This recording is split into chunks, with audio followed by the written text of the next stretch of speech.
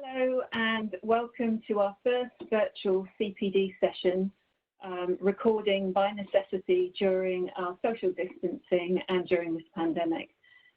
My name is Kerry Moody and I am the Senior Leadership Manager in the Southeast Leadership and Lifelong Learning team, and I'm leading our work on coaching here in the People Directorate. We wanted to make this recording for our Southeast coaches and in response to what we've heard from you about the difference of coaching at this time through crisis and recovery. And so we can share some of the tools with you and we can offer you some learning around the work that we're doing. We also wanted to begin to think about what the ask might be of us as coaches as we move towards recovery. We've been working with Rebecca Giffney, who's one of our associates, and I'll hand over to her in a minute to introduce herself. Rebecca's an occupational psychologist and she will take us through this session. There'll be an opportunity at the end for us to connect with you again and share other resources. Thanks, Rebecca, over to you. Thanks, Kerry. Well, as Kerry said, this is the first, hopefully, of a number of resources that we'll be putting together to support you during this time as you coach those individuals in your organisations and across the region. In essence, the purpose of this bite-sized video is to provide you with some additional tools, resources and concepts that we think might be particularly useful for you at this time. So these are to be seen as additional and supplementary to the whole range of resources that you currently use that are in your toolkit already.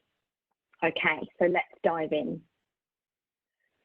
One of the things that I think would be quite useful for us to share as part of this first video is a particular coaching approach that has been found to be really useful to support people that are experiencing or have experienced distressing, uncomfortable and challenging events. And we all know how important and valuable coaching is in supporting people through some of the most difficult periods of their life. So this particular technique, which was developed by a clinical psychologist a number of years ago, is termed post-event growth coaching or post-traumatic growth coaching. And it really is, as I said, aimed at supporting people that have experienced distressing and uncomfortable events that have had a significant and profound effect on them and how they see themselves within their current world and context. And naturally, at the moment, COVID-19 is one such significant event that we are all experiencing and living through. And it's highly likely that you are currently supporting and coaching people that are dealing on a day-to-day basis with how this pandemic is affecting them. I'm going to pause there. Kerry, is there anything that you'd like to ask in relation to this coaching approach? Thanks, Rebecca. So I was just reflecting on the fact that whilst it's a different time right now during this pandemic, actually coaching during crisis and recovery is something that on an individual level we might come across from time to time. So I imagine that what we are hearing from now and the tools that you're going to share with us are tools that we can use more widely as we need to. Yes, completely.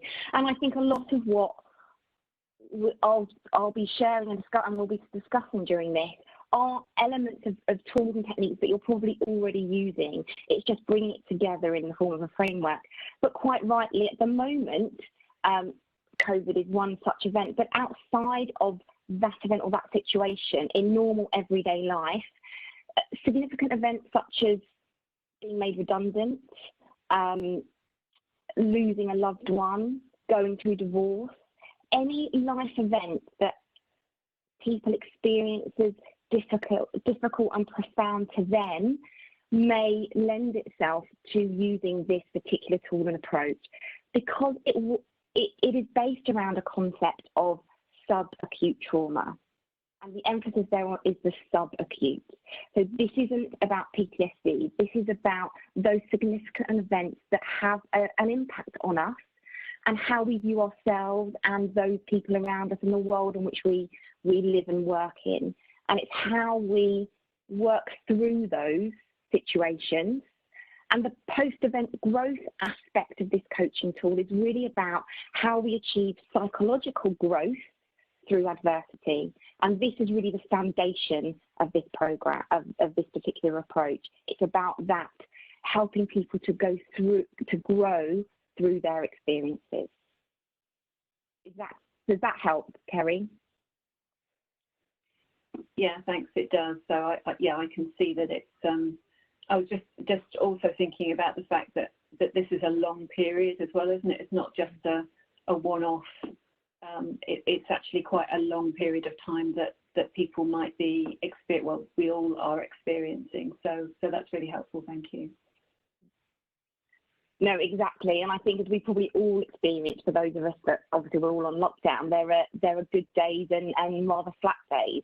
And I think as we coach people over the coming weeks and months, recognising that it's not a sprint, it's going to be a marathon, is really important. So the core foundations of this coaching approach really centres around three things, and these are three aspects that you as coaches will ordinarily do as part of your practice. The first is around the ability to process events. So this is around exploring the individual's emotions, experiences and thoughts around the events that they are living and working through, or have lived and worked through. Sense making, so this is around how those events and circumstances have challenged their sense of self, their sense of identity, of who they are and their role and fit within the world. And that's really important about understanding the lenses through which they look at themselves and how they may have responded, coped, worked through what they've experienced. And then finally, debriefing. So this is about how we support people to come to terms with their experiences and their own identity and role within the event that they're sharing with you. I think that's sometimes referred to as reauthoring. So when we retell a story, we author it through our own, we use our own language, we look at it through our own lens. And a really key fundamental part of post-event growth coaching is supporting people to reauthor their experiences and to understand how, through applying different lenses, they may see different ways in which they've grown or responded or coped or managed or moved forward in light of those difficult and distressing and uncomfortable experiences. I think this approach in particular, I think it's useful for us just to refresh and recap on some of what we know are the building blocks, the foundations of how we coach and support people that we work with. And I think more so than ever, just reminding ourselves of these is important, because we have that ethical responsibility and to be acutely aware of our responsibility when we're coaching during this time. And also, it's around ensuring that we are practicing really conscientiously in our own boundaries and scope of practice. Because it's not unfeasible that we might start coaching someone over the coming weeks and months, which we start to recognise that the support that they might need may be more than coaching can provide them. And at that point, it's about knowing when you as coaches have that responsibility to start to have that conversation in order to move people to other forms of appropriate support for them. So boundaries and expectations is a core element of the discussion that you'll have as part of your contracting conversations, and being really clear about what is in and out of scope of how you're working and what you will do as a coach if you feel the boundaries of that coaching relationship are being stretched. The second point on that slide is around psychological safety. So again, we as coaches, this is a given. We provide people with that time and space for them to bring new meaning to their experiences, but also it's that safe space for them to share and offload and digest and understand and process. I know for the coaching sessions I'm having at the moment, people are saying, having that 2 hours of just protected time where I can breathe and talk about how I'm feeling and really supporting them in terms of their resilience. All the work we do is client-centered, and naturally the context of how and when we're coaching and the needs of the individual are going to drive the methods we use and what elements of our own personal experience as coaches we bring to bear on the relationship we have with the coachee. So let's get into a bit more of the detail now. So I think one thing that's really useful to understand when we're exploring post-event growth coaching is how we tend to think when we are in heightened emotional states or we're experiencing periods of distress, uncomfort, and being uncomfortable, or crisis. And our role as coaches when we're having that coaching session is naturally to support our coachees and our clients to bring their best thinking forward. And when they are experiencing those moments of crisis, it's likely that their ability to think in a balanced and a clear way can sometimes be hampered and impaired. And this is in part due to the innate reward versus threat process that gets activated within our limbic system of our brain when we are emotionally triggered. It's more commonly referred to as the fight or flight response. And really, in order for us as coaches to help people do their best thinking and gain that deeper self-awareness and to gain their insights and to be able to move forward to action, it proves increasingly difficult if they are in a threat mode of thinking. When you're in a threat mode of thinking, your ability to think in a balanced and clear way tends to reduce as emotions around panic, fear, loss, and protectionism tend to come to the fore. So our thoughts tend to veer towards the more negative end of the spectrum. And so we sometimes do shut down, close down, and we get a bit of a tunnel vision. So we can only look at situations through one particular way or lens. And as coaches, a real strength of this tool is for moments during the conversation is to help people to move towards thinking around the learning, the strength, what they have experienced and grown from based on what they've experienced. So moving towards a more reward-based thinking, so that moving them towards the other end of that continuum, where they are more able to be open to possibilities, to think about opportunities, and to gain clarity around a thought. Really, at this end of reward-based thinking, we're almost asking people to helicopter down on themselves within their situation and see it through different perspectives. I'm going to pause there. Kerry, how's that landing with you at the moment? Is there anything you'd like to come in and discuss in relation to that concept? Yeah, there was a couple of points actually that I was thinking about. And one was going back to, I guess, just thinking about the fight and flight and going back to the boundaries that you were talking about before.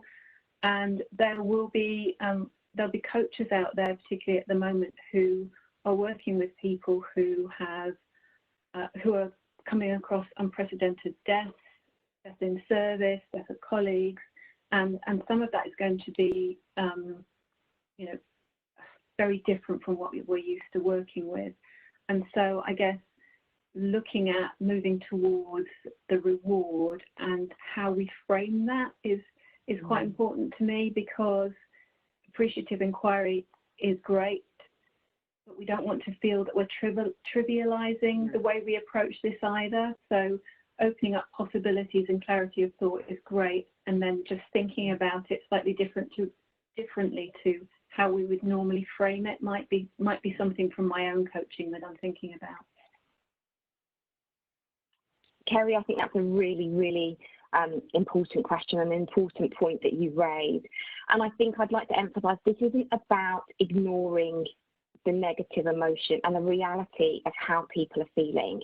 I think on that foundation side, validating what people have lived through, what they've experienced, how it feels is essential during this process. And it is exactly as you said around how we frame it, but it's also about the small incremental steps people take to think about things possibly from just a slightly different perspective. So for example, and I'll talk about this in a bit more as we go through, one really useful tool or question is around asking people to think about what they would say to themselves in 12 months' time about how they coped, or what elements of what they've experienced has surprised them about themselves or other people. So just helping them to, allowing them to bring in through those questions, thinking about things that they may not have yet processed or thought about around what the learning or the growth is from their experiences. But quite rightly, as you said, it is about that balance between recognising and validating their experiences. And then you as a coach will know at what point you gently, supportively stretch them through those powerful questions that you ask them, and choosing the right time and way in which you frame that to do that.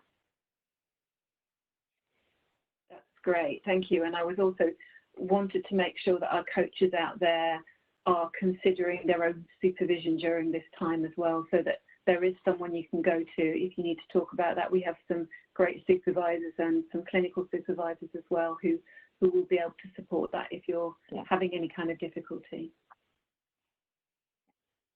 Thank you, Kerry. So one particular, I suppose the thing that I'd like to share with you now is some of the core components that keep us very much in a threat-based thinking mode. And this was a model that was developed by a psychologist called Rock in 2008. And it describes 5 common ways in which we are or can be emotionally triggered, and that can promote quite strong reactions, and that can keep us in a threat state of mind. So the SCARF is an acronym, and each of the letters stands for each of those 5 different common components.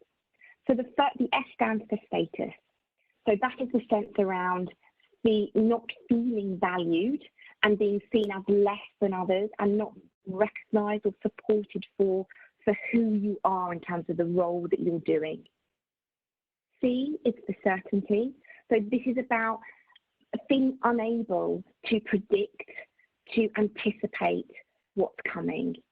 So feeling that actually the sands are constantly shifting and there is a lack of clarity around being able to anchor onto things that perhaps used to be certain, which are no longer certain. The A is for autonomy. So this is around the ability to feel control. So this isn't about power, but it is about having control and choice over the actions we take, how we live our lives, what we do, and how we are. The R is around relatedness. So our sense of feeling that we belong, that we are cared for, and that we can connect with other people. And also that people understand the world that we're in and the world that we're working in. And finally, the S is fairness. So the perception that we are being treated equally, and there's equity, and that those around us, there is also that sense of fairness and equity. Now, I know with even me saying those and you reading those, that there you can quite clearly see how a number of those at this present time in our lives may be being challenged at the moment. And so as coaches, reading into the subtext of what people are saying and seeing actually, do some of what they're sharing with you anchor to a number of these components, again, helps you to support people by gaining that deeper level of insight for them to recognise what might be driving some of their emotions, some of their thought patterns, and therefore some of how and why they're behaving like they might be. Kerry, I'm going to bring you in. Are there any thoughts around that as a model? Yeah, so I was actually thinking, when I meet with a coachee, I will spend some time beforehand preparing myself, and this would be really useful to remind me, related to what's going on at the moment, that I should be noticing this,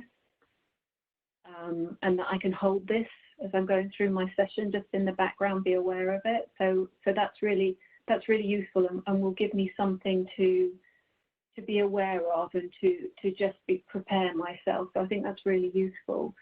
Is this something that you would share as well with a coachee? Definitely. So I think what's useful around this tool is around I think sometimes in terms of situations, issues, challenges, or experiences that coaches share with us during those conversations, that actually what's driving the strong sense of feeling and the words they're using actually invariably will underpin a number of these. And from my experience, being able to recognise that the cause of that feeling and that reaction and that strong emotion is underpinned by those can be really useful in terms of raising that self-awareness for the coachee. I often think about emotion as being an onion.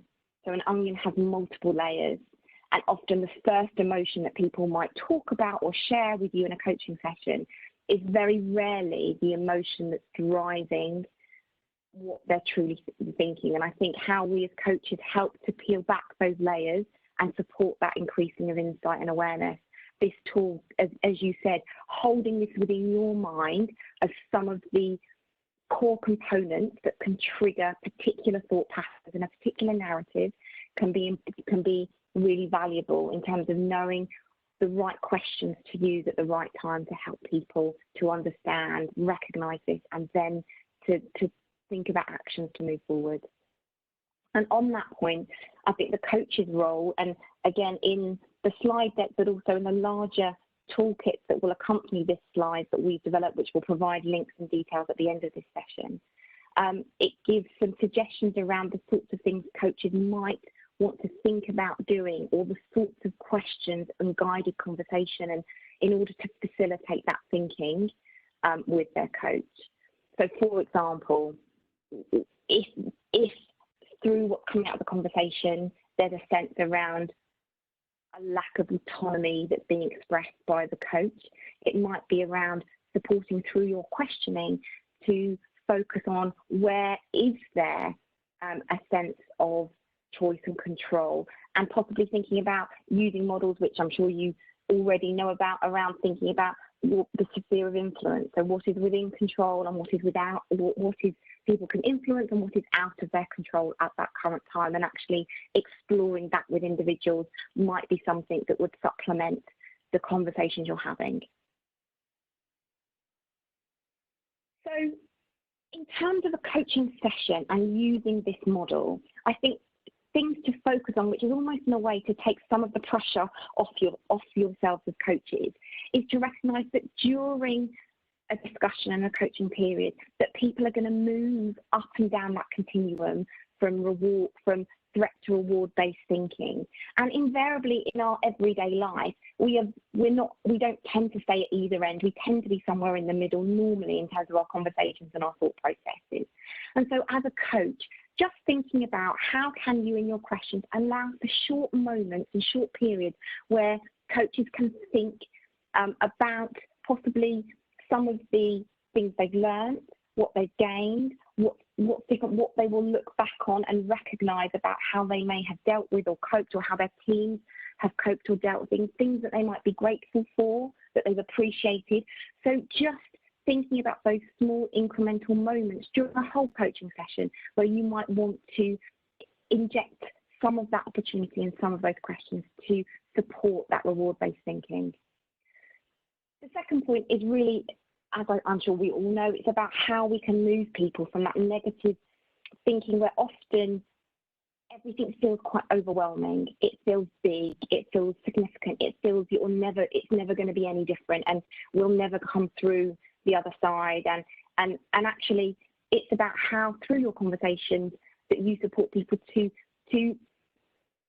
help them with the perspective that they've got and the narrative that they're telling themselves, but also around breaking down the challenges into those smaller, manageable parts to help them through this period, so that we're naturally, as people, much better when we are being able to take action. So it may be that through your discussions, helping people think about what's the one next thing you could do to move yourself forward, and helping people to think about what are those small incremental steps. And finally, as coaches, to think about the level of focus and the level that we're having those conversations. So when we're having those conversations and doing that focus, this continuum from threat to reward-based thinking, it's useful as coaches just to watch out for the balance between how the balance of the coaching session is evolving. So just around the negative narrative, the degree to which the venting, the offloading, naturally that's going to be part potentially of your coaching session, but it's about making sure that it's part, not all of the session, and how you can be aware of and highlight possible unhelpful thinking habits that you might identify, such as overgeneralization. It's always going to be like this. I'm never going to be able to kind of think of my life in the normal way again, or catastrophizing as well. So those unhelpful thinking patterns that promote that threat-based thinking, and that come from feeling very emotionally charged and emotionally triggered. And it's about how you can gradually and supportively move them to moments about thinking about the future through visioning exercises you might use, what could be possible, that positive language, validating their experiences and what they have done and what they have achieved in spite of the circumstances and the situation we're finding ourselves in.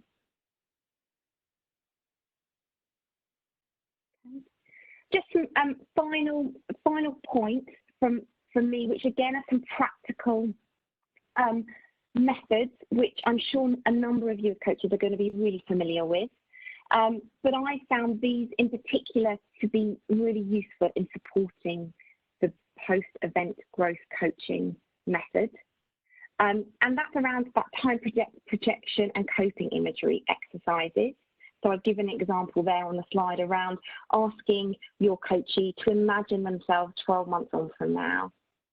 What would they say to themselves? What would they say to their teams?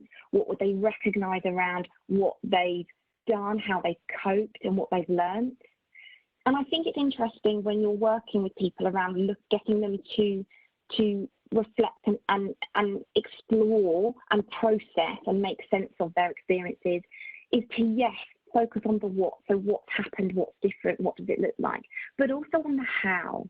How through their skills, their abilities, the way they are, have they also been able to support themselves, to support others, to keep going? So the what and how together can be a really powerful way to support through exploring in your coaching sessions. Reframing. So this is around, again, that thinking about another lens that they could wear when they're looking at the situation, and how could what the NHS's experience, how you as an individual, how could that support us in the future? How has this learning, how is this new way of being, actually what can we learn and take that forward into other situations or other circumstances? And then finally, positive-based psychology approaches in coaching can be really, really useful in relation to this particular post-event coaching methodology. So again, helping people to articulate what have been the 3 or 5 things that they're grateful for, that they valued, that they feel has been a strength or made that difference for them, and exploring the emotion that's tied in with that. So how's that made them feel? So those really are some suggested approaches and tools that complement the post-event coaching methodology. There is an additional toolkit of slides that accompany this. It's got a bit more detail around it that you might find useful to look at in conjunction with this short video. I'm going to hand back to Kerry now, but hopefully that has been useful and given you some ideas and thoughts around how you might continue to support coaches that you're working with at the moment. Thank you. Thanks, Rebecca. I just wanted to recognise that I've found the session really helpful in thinking about my work going forward. I'm really conscious that there are voices missing in the room and we don't have the richness of discussion, so I'm going to beg forgiveness from all those coaches out there who are sat watching us and had questions they wanted to ask. Please do put your comments below if you're watching this, and there'll also be our email address and a link through to the slide set. You can see here on this slide that there are other related clips that we're going to do and sessions that we're going to run, so those sessions will also be there. Just a reminder again that to our Southeast coaches who are on our coaching platform, you do have access to supervision, so feel free to make contact with us again if you'd like to pick that up during this time. I think that's it for now. Just to say thank you again to Rebecca for working with us on this and on the next videos as well. We're both working outside of our normal comfort zone, but you're doing a great job, so thank you. Okay, bye for now.